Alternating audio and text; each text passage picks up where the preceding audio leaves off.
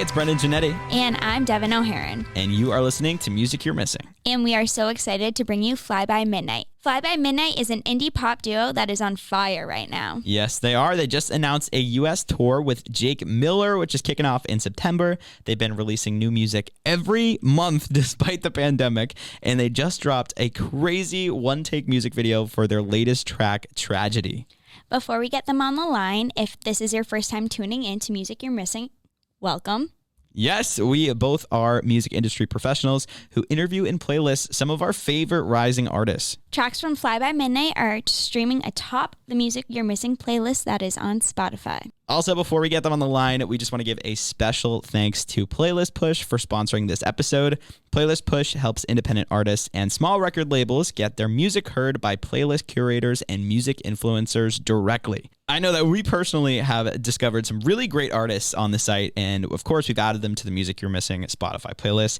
And for a limited time, you can use the code MYMPOD for 10% off your next Playlist Push campaign. With that being said, let's get Fly By Midnight on the line. We are joined with Fly By Midnight. How's it going, guys? Hi. Hello. Great to be here. So this is probably one of the longest booked, or like the interim between when we booked it and when it actually went, that we've had. So I've been looking forward to this for like 2 months. I'm so excited. Brendan's really been prepping. Yeah. So a lot. Appreciate that. No, when you guys reached out, like we're always, I feel like this sort of format's like the new cool thing, because there's only so many times you could write how you guys met in like a press article. You know what I mean? and this is something like, we love speaking about our process, and we love meeting, like-minded people in the industry too. So yeah, we're stoked to be here, guys. We do have to say one thing before we start. Congratulations on the wedding. How is married life going? Try not to flick you off, but yeah, I almost put the wrong finger up. No, it's been amazing. Thank you for saying that. I appreciate it. Being not the one getting married, but for the rest of our friends and even for myself, it was surprisingly more emotional than I think we all expected it to be. I'm Slavo, I'm going to blow you up, but obviously Slavo was crying because he's an emotional guy. But I didn't expect like some of our like most not crying friends were just bawling. I caught Jake Miller crying in the audience. It was just a lot of people were crying. It was a beautiful thing. Yeah. Funny story to that too, which I know it was a joke at the time, but my brother was my best man, obviously. But I remember breaking the news to Justin because he was in the wedding party, but he wasn't the best man. And I remember him having a moment where he like was shocked, and he's like, "Okay, that makes sense." Yeah. Well, the running joke too was that they were going to ask me to sing, and I kept waiting for them to ask me to sing, but no one asked me to sing. But frankly, I'm with Slavo 24/7, and I'm with his wife now so much that I would imagine that was every day, and they're pretty bored of me to begin with. So yeah, it was beautiful. Yeah. You got to give him at least one day. You're the lifelong third wheel. How does that make you feel, honestly? You know what? It would suck if I didn't love his wife. But I do. So and we're like brothers, and honestly now my girlfriend, his wife are tight, and we're actually having a double birthday this weekend for Slavo and my girlfriend. And what's cool is Slavo's wife and I celebrate our birthdays together, and Slavo celebrates his birthday with my girlfriend. So it's like a... Wait, that is really weird. Funny. It's also weird. So both of your names are Justin too. That's all. You guys have some like weird little coincidences that happen. Yeah, we they keep surfacing. There's a bunch of random stuff from our past that we're like, that's really weird. That's really weird. Didn't we both have an like embarrassing video of us tap dancing? And we're not dancers by anything. But, yeah. Well, the new music video might tell you wrong. Yeah, might tell you otherwise. For no dancing. A lot of rehearsal, and Brooke choreographed, and it was in the video. She was very helpful with all that. Yeah, that was a very interesting experience. We constantly want to challenge ourselves to stay interested in, fly by. We've been doing this for 5 years, and that definitely challenged us in ways that I give dancers a whole new sort of credit, because even like knowing where to like move your arm at a certain point was such a mind block, I suppose. Yeah. So the whole thing was one shot. I think you said it took about 14 tries. That's not that many. I feel like you got to give yourself a pat on the back. What was the closest you got, and then it hit the fan? So to break it down, we wanted to shoot in a certain time of day, so we only had so much time. We had 7 takes after that had just complete flubs, and we just stopped midway through. And then the other 7 we actually got all the way through. There was take off the clip, it was take 20 and 21 that we thought were actually good, that were usable, and I think we ended up going with 20. So we had two like solid takes, which is for us, I guess, more impressive. And like Slavo said, we were shooting for like a golden hour, so there really was, even the ones that we did quite okay with, they were kind of brighter in the day, and it just wasn't that thing. So it was like a day-long thing of practice to only have maybe like 5 that we could like really go for. And yeah, I mean there's so many stories we could tell about that one, but we were so dirty that that our feet were absolutely black. And the next day I came into the studio, I told Slavo, like, hey man, I was kind of panicking. I was showering later at night after the video, and I couldn't get this off me. And I'm thinking like dirt should come right off you, but it turned out, I think it was coal or like a burnt material that we were covered in, and I was sweating at it for like an hour straight to try to get it off. There was 3 things. It was the dirt aspect. There was mosquitoes and bugs that we didn't expect. Yeah. No one brought bug spray, so that was really annoying. I'm sure like in all the other takes you see when it's not on the actual shot, there's us just like doing this. And there's a 3rd thing. Oh, the whole thing was like on an incline. And I don't think we knew that from the references when of us going there beforehand. So the whole time we're like obviously used to being on normal flat surfaces, doing this, of course, doing this little dance. And yeah, it was a little bit of a challenge. There's some takes where we're like leaning and stuff, and it's funny. Yeah, it was a very interesting video to say the least. But our crew and Brooke and everyone, they were just genuinely excited about the song and the idea we had in mind, and it was very cool to see it come to life. How long did you have to train for the actual choreo itself? Because I know you guys said you weren't dancers. We had I think 3 or 4 rehearsals. Was it? Yeah, I think it was 3. Yeah. And it was really cool for us. I mean, we go in the studio and we're like New York guys, so we're like straight to work. Let's get things rolling. And every time we got to the dance rehearsal, well, the first time it really threw us off because we weren't expecting it. But Brooke like turned all the lights down, put on this drone music, and like we had like this 10-minute ritual where like you would just stand there with your eyes closed, and she would like have us shake parts of our body just to like become one with our body. And we were like, I don't know what the hell is happening, but it's kind of nice. Yeah, it is funny. Our like New York mindset. I remember the first time we did it, the first 10 minutes, my eyes are closed. And I'm like, how many hours do we have this rehearsal studio for? It's always so go. But frankly, her process was great because it kind of took us like out of our own heads, I think, for a minute. Yeah. I think it's interesting that you guys produce, direct, star in your own music videos and whatnot. Because, I mean, you're at a point in your career where I can imagine you don't have to. So I'm just like wondering, why is it important for you to kind of hone that creative process? I think our budgets, we still try to be really smart about stuff, just for the sake of living off of our career at this point. But I think it's really cool that, we started off doing Fly by Midnight this way, and it's really created this like natural brand for us. Like when you see a Fly by Midnight video, it feels like something that we did. Mm-hmm. So I think, I guess for us, besides, monetary reasons, just the fact that it naturally just feels like us and our fans can immediately relate to something that we've done is really cool. Because I think if we started bringing in too many brains and like different stuff, it just wouldn't feel as genuine as the stuff we're already doing. Yeah, I think Slavo said that like the best.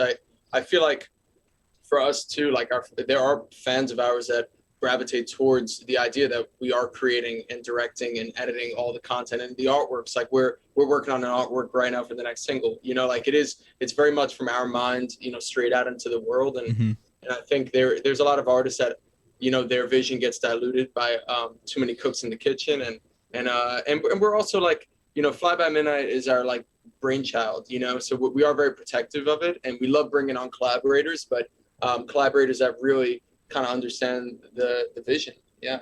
And it's fun too. I mean, it's a whole other thing. We're in the studio working on music all the time. It's cool to take a step back and use that different creative side of our brain. We kind of feel that same way too. Like as you can see, we now have like a fancy studio, but we're super anal about Brendan. I'm anal. Anytime anyone has to like, put their input in, because you want to take like any type of critique that you can get, but also, they're not the ones who created what you created. You're the reason that Fly by Midnight exists in the first place. So I totally understand, wanting to kind of be in control when you can. Our first video, we outsourced it to a good friend of ours who was a videographer. It came out quite beautiful. But but it just didn't feel like it was like, this sounds very artistic integrity, whatever, but it genuinely didn't feel like it came from us. And our production team at the time, we were signed to a production team very early on, and they were like, this looks great. And we were like, you know what, we're going to go out in the hallway and we're going to set up our iPhone and we're going to film the video. And they were furious. And we ended up uploading that one, and it did quite well. And from that point on, we were like, we just got to really trust our gut. And I could talk your ear off all day about how many major labels have told us certain things that we've contradicted and succeeded at. But yeah, I mean, you kind of need to wear blinders to a certain degree. And the fact that we can make all the videos ourselves and stuff kind of allows us to do that. Yeah. Speaking of labels, you guys have been in the game for quite some time, and I know you remain unsigned to a record label, but do you guys have a publishing deal? Yeah, we over the pandemic, we were really fortunate to sign with Prescription Songs. Nice. And that was really cool. I mean, it was one of those things where, we were kind of stuck at home. It was like we were questioning how the year was going to go, as everyone was. And we just kept working our ass off indoors and managed to negotiate a deal with them, and they've been amazing. They're really cool. But on the artist side, yeah, I mean, we had over the pandemic as well, we had a small EP deal, which is the +1 EP that we have out with Snafu Records. They're based out of Sweden, and it was a cool experience. I mean, for us, it was really nice because it wasn't tying us down for a lengthy amount of time, and it was a cool taste of like what it would be like, in some respect, to be at a label. Mm-hmm. Did we love it? Maybe not so much, but it was cool, like I said, to experience it. And now that we're back to being indie, and it's amazing that we can technically work on a song tomorrow and release it, the next day. And yeah, it's nice to have that freedom. I think Snafu was a great learning process, like Slavo said, because truthfully, the people there we love. I still talk to them all the time, but it's really the label infrastructure to some degree, no matter how big, no matter how small. And they believed in us. We were never told, like, do your sound like this or anything like that. Yeah, we really don't have those horror stories. We're very grateful for that. But it just it felt like we were moving too slow still. And I think the best way to summarize this was we had, several meetings at Epic Records, and we love their team over there. But a great quote from one of their A&Rs was, I feel like if I sign you guys today, you're going to hate me tomorrow. Because we just move at a certain pace that that our fans have grown accustomed to from us. And one day, we're not opposed to major labels, but I think one day there's going to be a team that just give us the full reins and let us kind of run, But the cool thing about Prescription is that, like Slavo said, it happened during the pandemic, but we have been speaking to publishers for a while, and we never wanted to dive into that too soon because that's a commitment. Yeah. We're with Prescription for kind of a while. But the cool thing about them was we've been working with them inadvertently for like the past 3 years. Some of our most successful songs were written with their people already. We've co-wrote songs like Lovely with their writers in Nashville, and the list kind of goes on. So we've actually been on email threads with them for a while. And it honestly, to kind of pull the curtain, I called one of the A&Rs there that I got his number from an email byline. And I said, hey, we have 2 publishing deals on the table and we don't love these companies. Do you guys want to play ball? And he said, I didn't even know you guys were unpublished. And then we had a deal about a week after. That's awesome. And that it moved so fast. Yeah. And you're like, this is on my terms. We're calling you. Yeah, I feel like that's super important for like anyone that is listening that is an independent artist, is like those are moves that you can make. You're not confined to just because you get one offer. It's not the say all be all. I feel like it's comparative to like any business, right? Or like any person out there trying to get a job. The only way you're going to get a job is if you reach out and, get the interview or get the job offer. So yeah, you got to build your opportunities. I think, Slavo and I are really grateful that we're surrounded by people that deflate any ego that could be bumping, and we're constantly, very humbled that, we were lucky to get one festival and we said, how can we get 2 more? And let's go backstage and, hang out with some people. And from one conversation, we got 2 more major festivals. And that's not to discredit our talent, but that I think it's a very different muscle that, we try to flex in the industry. Yeah, I mean, it's an important one too. If you actually want to start seeing like revenue from the things that you're doing. Yeah. Yeah. Yep, exactly. So you guys just announced the Hi, I Missed You tour with Jake Miller. It's kicking off in September. How stoked are you to finally get back on the road after like practically 2 years out of it? It's going to be incredible. Yeah. We just saw Jake this weekend. We were at the beach together and talking about it. And we're all super stoked. He's been on the tour, on the road. He's been on tour a bunch. For us, this is our first like real tour that we're doing. So that's a whole nother level of excitement just to, get some experience in that world. And we did also another pre-recorded thing recently where we actually played live. So it was like our first time really getting back with our drummer and getting on a stage. And minus there not being a crowd at the time, it was incredible. So really excited. Yeah, and there's like a culture to real tour life. Like Slavo and I have done college tours. We've done headliners in New York and LA, and we've definitely grown a live audience. But I think the fact that we're going to be on a bus together for 7 weeks, it's just a very different experience, and we announced for us specifically, which we're grateful Jake and his team are kind of letting us do our own thing, because being a support act, our job is to get the crowd excited for Jake, but him being our best friend and his team being homies, they're like, hey, you guys could do your own VIP thing as well. So we have set up kind of a VIP prior to sound check. We're going to be announcing a secret location at every city where we're going to be meeting up with fans, playing acoustic, kind of like face to face, and taking photos and stuff. And the sales for that have been like, just like very, very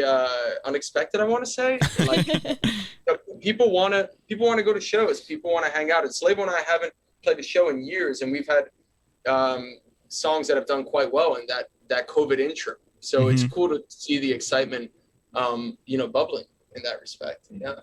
That's like such an intimate experience that any true fan is going to want to hop on for sure. It's really how you build a relationship with fans. Like I've been on tour with some people who don't do meet and greets and everything, and I run their VIP experiences, and then they'll stand outside their tour bus for hours. Just like the fans will stand there for hours and the artist will go for like 5 minutes, talk to every person in line, and that's how you build like these crazy connections. Like it doesn't matter how much like the tickets are, and they want to like interact with you, and they love that. You guys doing that before show is insane, and that's rare to have people that are like, we want to do it. So we're the kind of dudes too. Like when we had all the college shows, I mean, it was so dynamic in a very strange way, where one day we'd be performing for 10 people in a cafeteria, and then the next day we'd be at some college festival where we're the headliners and there's like 2,000 people in front of us. So for us though, when we had those intimate shows, I mean, whether it was 10, 30 people, whatever it was, we would get off the stage, literally introduce ourselves to every single one of them, ask them about, how school's going, stuff like that. Cause I mean, like you said, making that conversation happen is a huge part of how you're remembered. And for us, I mean, it's important too, because we're on the road. We're basically with each other the whole time. We want to connect with. You need to talk to other people. We're like brothers. We fight like brothers. We get along like brothers. But I think it will be very cool too to have Jake there as well, because it really is like every weekend the three of us are hanging out. We're like three amigos here, and I mean, to say he's ecstatic is an understatement too.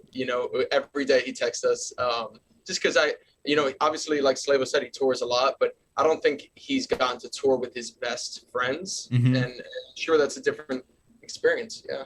It's like, let the countdown begin. Yeah, that's so nice that all of you get along so well.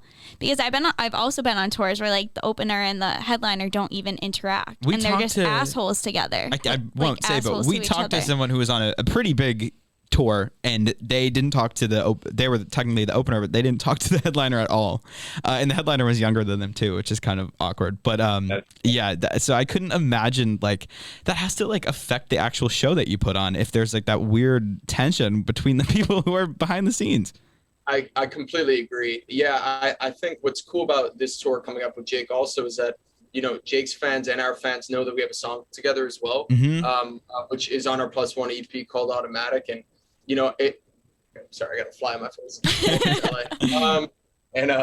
And that song is growing leading up to the tour so organically that it's also like you're going to see that show and people know we're best friends. You're completely right that there's a different feel to that, I think, than like, you know, a label put together these two acts and kind of shove them on the road together. Yeah. Jake made a comment to me as well in reference to like touring and his past experience. And I guess his normal ritual is while the opener and the support are going, he goes to the gym and that's where he gets like his pump in before he goes on stage. And he's like, dude, I don't know what the hell I'm going to do because I want to watch you guys literally every night. He's like, I love your music, you know, outside of us being friends. And I thought that was pretty funny. So we'll have to figure out a time for him to get a little workout. He'll have to redo his whole schedule. Are you guys going to be the reason Jake Miller gets fat? And he's like, we would get a lot of hate for that. Yeah. I was looking at your stops. I just want to talk about, like, at the very beginning, you have 5 stops in a row: Jacksonville, Tampa, Fort Lauderdale, Orlando, and Atlanta. Baby. What the hell? That has got to be such a bender. How do you even prepare for that? Both our families are in Florida right now. I'm from Florida originally, so we'll ask our moms to make us some nice hearty meals, and hopefully that'll get us through. And knowing our moms, they'll show up at every single venue. In dinner, they are like because although Slavo's family is in Florida, but Slavo's family is from actually New York and Staten Island, which is where I'm born and raised. Another very weird kind of thing. But yeah, but both New York moms would drive cross country with like meatloaf.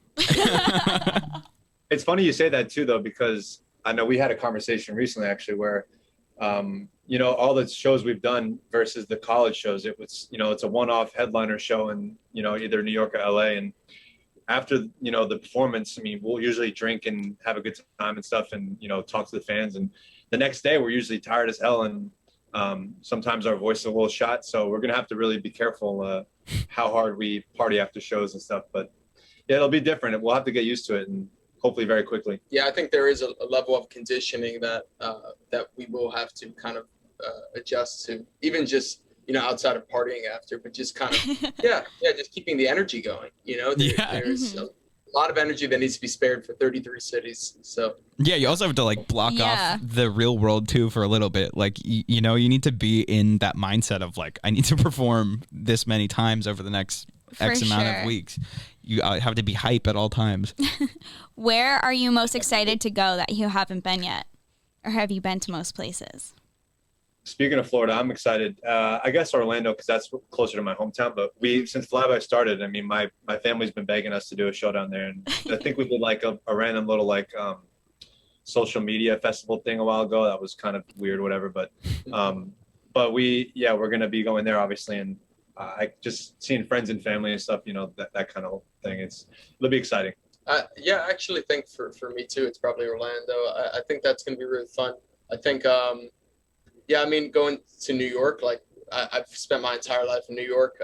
So to be able to see, I guess, the equivalent of Slavo's family there, a lot of like our close friends are in New York. Mm-hmm. And also like my girlfriend's family's in Virginia. That'll be very interesting. Because it's just like, I mean, it is interesting to think like we've been to pretty much most of these cities now, but never played a full band show in this capacity. So I think in general, being able to, you know, meet a lot of these fans that we know through Instagram and stuff, and like in all these, like, I don't want to say random places, but it feels random to me. Yeah. It is just going to be super, super rewarding. We had a show on our college run in North Dakota. And for me, I was like very interested to see what that was going to be like. And to be honest, it was one of my favorites because the show, everyone from the school like mostly came out. I think it was like a freshman or sophomore, I don't know, like school opening kind of thing. And afterwards they had like this one bar town, literally like 10 minutes from the school.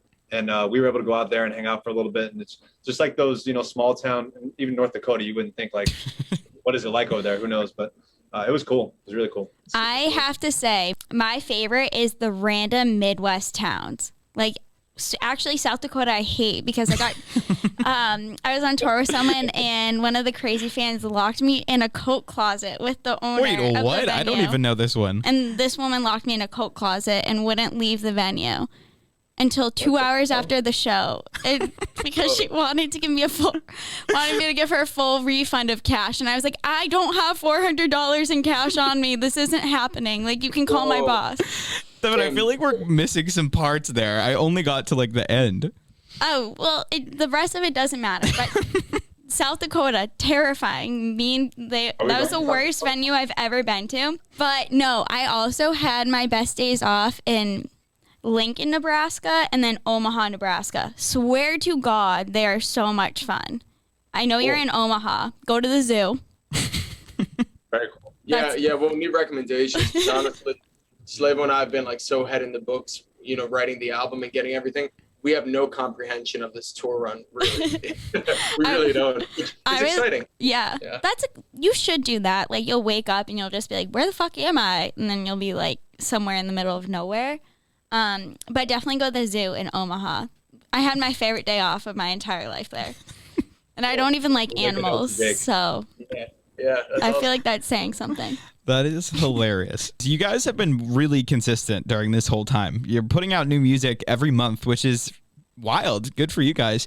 How do you curate your set list when, like you said, it's kind of like your first real run at this, but you've been around for so long? Are you playing the favorites? Are you playing the new stuff? It's a good question. I mean, for the pre-recorded thing we did recently, we played a lot of new stuff and a couple older ones. And I think we haven't really sat down and had that conversation yet. But we have 45 minutes, so we probably get like 10 to 12 songs in, which is really cool. And I think we'll probably try to play all the songs from this new wave, with the exception of maybe one or two if we need it. But and then we love playing songs like You Belong. Yeah, I was gonna say there's certain mainstays on like our first and second album that usually carry over. Love Me Like a Friend. We love playing live. Love Me Like a Friend, Lovely. Yeah, I'd say there's like maybe like 3 that usually come from the older waves. I'll be very curious too, though, because between our conversation when we do have that vibe, our song is a certain vibe that's like not really like our new music or our new wave, and but it's also a really, really fun live song to play. So it's going to be one of those. I think it's going to be a toss-up, you know, if that gets thrown in there, because I feel like our fans still do love that song a lot. Yeah. And it'll be interesting to see if that makes the cut. But yeah, to answer your question, we're not sure. Yeah. What are you most excited to play live that you haven't yet? Yeah, I you know, like Slavo said, we just kind of did this like little pre-recorded thing that's airing at the top of August in a video game actually that we're really excited to announce. But there's something cool that Slavo brings this up a lot when we're in writing sessions, that for this album, you said a handful of times, like, I really want to write something that feels fun to play live. And I think we really, like, No Choice is very all-encompassing of that, especially, like, singing the chorus in that. I feel like that's such an energetic moment. One that I think is really going to translate live. I would say that's probably my choice right now. What would you say? From the new wave, yeah, I would say No Choice. I really like playing Love Me Like a Friend live. It's always fun. I feel like the chorus just translates really well live.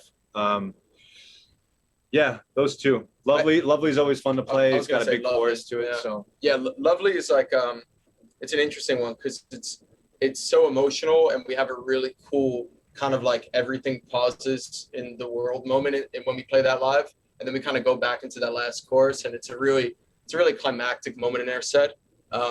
Yeah, it's cool being at this stage of our music career too, because I feel like we have so many songs, and we used to, curate shows where like Love Me Like a Friend or Songs in That Realm would be like the final song, but now we have other songs that kind of fit that same mold. And we can throw Love Me Like a Friend like in the second slot and really get the energy going early on. And I think that's kind of where our heads really go to, like just the tempo of the whole performance, and how people are going to react to this song and then hearing this song after it. And yeah, it'll be fun to figure it out. I was going to say, rumor has it that we may be playing a song with Jake in his set. And that's like, I mean, to say we're grateful is an understatement, because anytime the support act gets asked to play a song in the headliner, that's like another kind of just a cool moment, Absolutely. Yeah, I think we're talking about that right now. So if so, it would be really, really, that would be like such a highlight of the entire night, I would say. Well, October 6th, Brain Music Hall. See you there. Yeah, I guess we'll figure it out. Yeah, we gotta hang out. Yeah, where are you guys? We're in Boston. Right? Yeah. Oh, Boston. You said that earlier. Cool. Yeah. How is that venue? Is that a cool spot? It's really fun. It is, and it's yeah, in it's a a good really fun area. Honestly, you can't go wrong with Boston venues. Have you guys played in Boston before? Maybe a school over there, Yeah. but I don't think we've done like a headlining show over there. Yeah, we did. Or any other sport or something. Funny enough, kind of random story, but we did a writing trip years ago. I don't know, 4 years ago, 4.5, 5 years ago, to Boston. We had a friend, Luke Nicolai. We still have a friend. He's still with us. He's alive. He's alive. Luke Nicolai, and he was still going to Berkeley at the time, and we went out there and we stayed.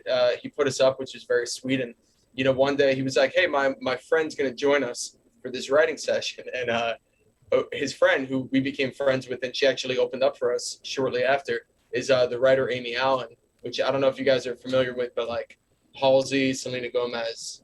It's kind of a big deal. The list goes on this Yeah. past year. She's a massive songwriter now. And she opened up for us as Amy and the Engine about 4 years ago, which is crazy.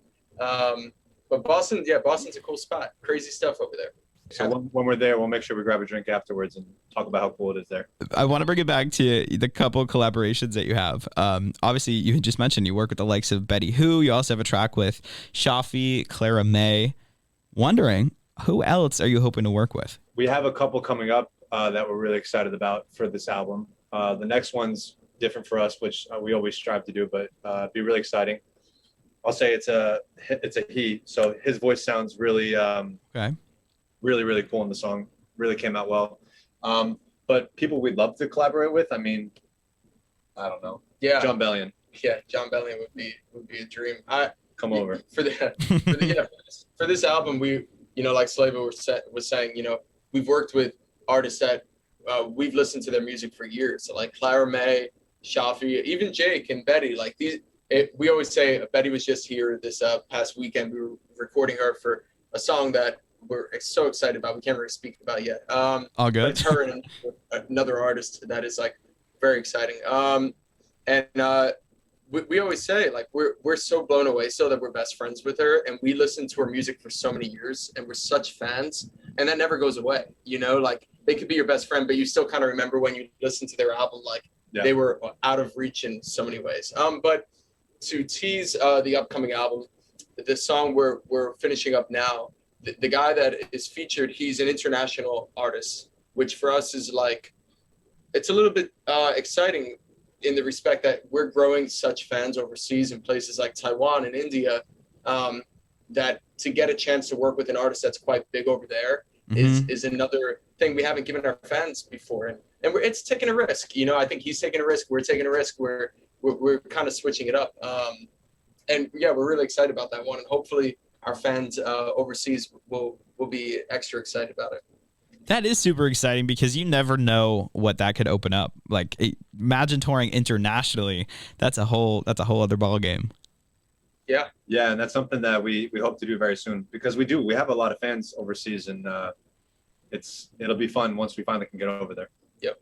Yeah, maybe once COVID dies down a little bit, but we got to figure that shit out first. Baby steps. All right. Well, thank you so much for calling in. We appreciate it. Before we go, we just like to ask all the artists this question. What are your goals, whether they're personal or business related, for like the next year or so? I would say probably not the next year, but I really want to buy a house. So working my ass off, building the funds and figuring out how to buy a house. But not in a year though. There's no way. I gotta hit overnight. That'd be pretty cool. I think it's possible. Anything. Look, we all know in 24 hours a lot could change in this industry now more than ever. Yeah, I'd say mine is something happening in the next year that gives Slavo and I enough of a backbone and sustainability to just be okay for the rest of our lives to do music. I think that Slavo and I kind of have, humble mindsets when it comes to that. Like, if we're the biggest artist on the planet tomorrow, that's amazing. But we really just strive to just be comfortable making music for the rest of our lives, So that, yeah, and I think that's one song that could you just react 10% differently and change the game. Yeah. Well, I think we're both confident that that's headed your way. Thanks. For sure. Appreciate it.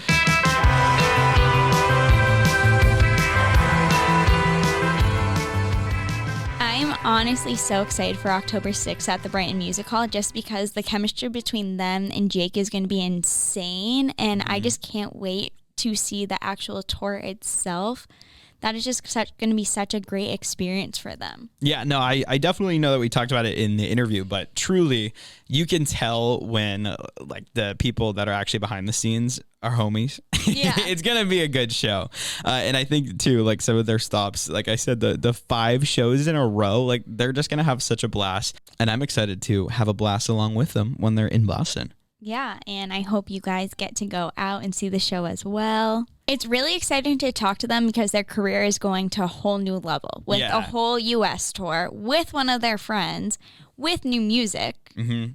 It just keeps adding on. Yeah, honestly, some of their new stuff has been my favorite of theirs. I've known their music for quite some time now, but like Be Right There, I think is arguably like my all-time favorite song. Be Right There and Tomorrow. Like I literally listened to Tomorrow all day today on repeat because I can't control myself. I was at a party not too long ago, and my friends do. I feel like people don't even know that this is a thing on Spotify. You can share a queue with a bunch of people, and we were all doing that. And I put "Be Right There" on by Fly by Midnight, and I'm not lying. When that came on, every single person there like gasped, and they're like, "What song is this?" And I this is not a fake story either. It genuinely happened, and I was like, "Oh my god, you guys like this song? Like I'm interviewing them next week. This is Fly by Midnight." And then we put it on again, and they listened to it 2 times in a row. Oh, I love that. Right. So anyways, I think and you know what, while we're here, I think I was a little nervy for the episode because I'm such a good fan. Devin's so like fearless. You're so good at talking to people. I'm not good at talking to people. Sure, you did mention that you got locked in the closet and said the F word a few times.